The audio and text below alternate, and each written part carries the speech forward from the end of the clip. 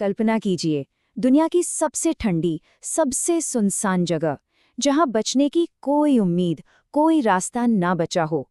आज हम इंसानी इतिहास की सबसे अविश्वसनीय सर्वाइवल स्टोरी की बात करेंगे। ये एक ऐसी कहानी है जो दिखाती है कि जब सब कुछ खत्म होने की कगार पर हो, तब इंसान अपनी हिम्मत से क्या कुछ कर सकता है। तो ये कहानी है 28 लोगों की, एक ऐसा क्रू जो इतिहास बनाने निकला था, लेकिन किस्मत ने उनके लिए कुछ और ही सोच रखा था। ये 28 लोग एक ऐसे सफर पे थे जहां से वापस लौटना लगभग नामुमकिन सा लग रहा था।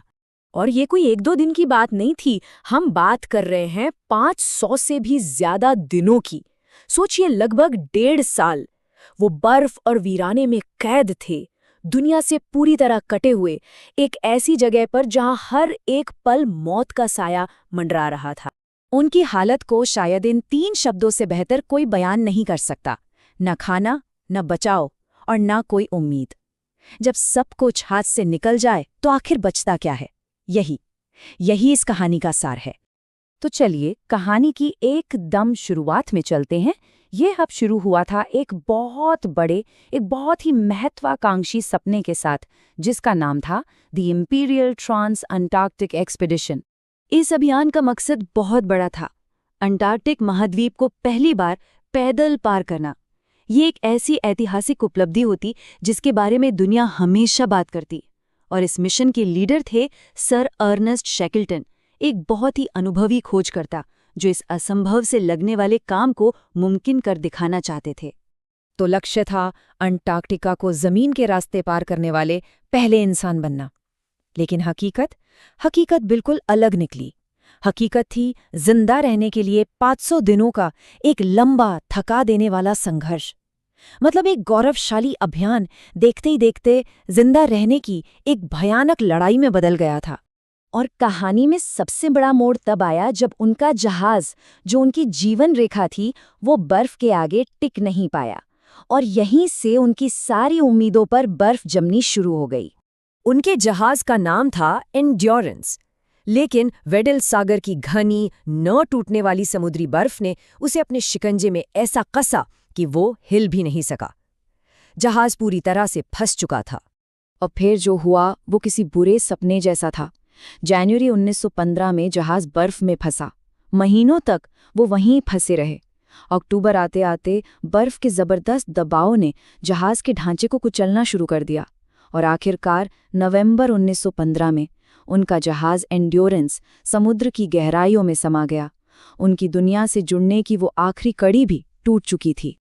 अब सोचिए उनकी हालत। वो दुनिया के अंत में एक तैरती हुई बर्फ की चादर पर फंसे हुए थे। और यहां से शुरू हुआ एक लंबा और अनिश्चित इंतजार। उनकी चुनौतियां वो तो बेहिसाब थीं। खाने का सामान तेजी से खत्म हो रहा था, तापमान 0 से कहीं नीचे था, मनोवैज्ञानिक दबाव इतना था कि कोई भी टूट जाए, और ऊपर से हर पल ये डर कि जिस बर्फ पर वे रह रहे हैं वो कभी भी टूटकर बिखर सकती है।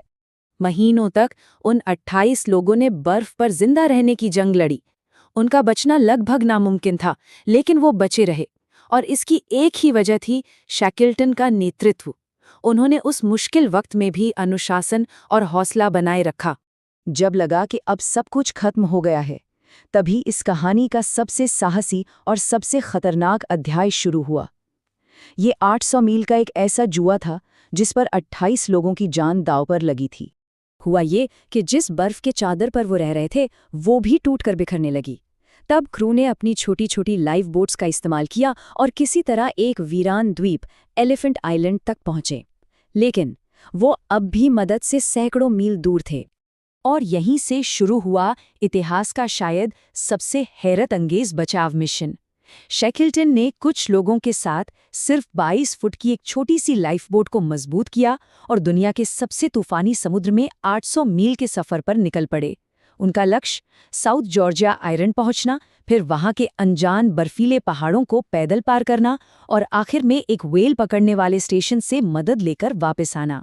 एक खुली नाव में ये सफर आज भी इसे इतिहास में नेविगेशन और समुद्री कौशल के सबसे महान कारनामों में से एक माना जाता है। ये सुनने में ही नामुमकिन लगता है, पर फिर भी उन्होंने इसे कर दिखाया।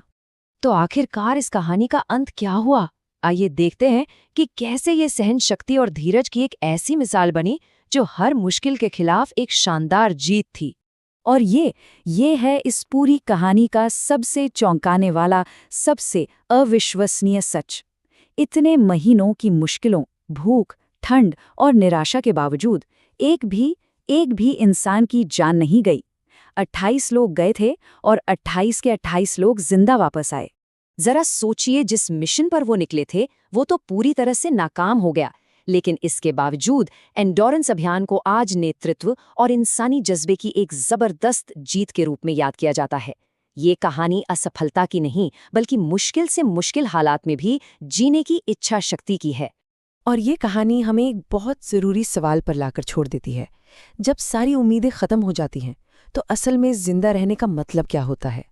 क्या ये सिर्फ सांस लेते रहना है, या फिर इससे कहीं ज़्यादा कुछ और?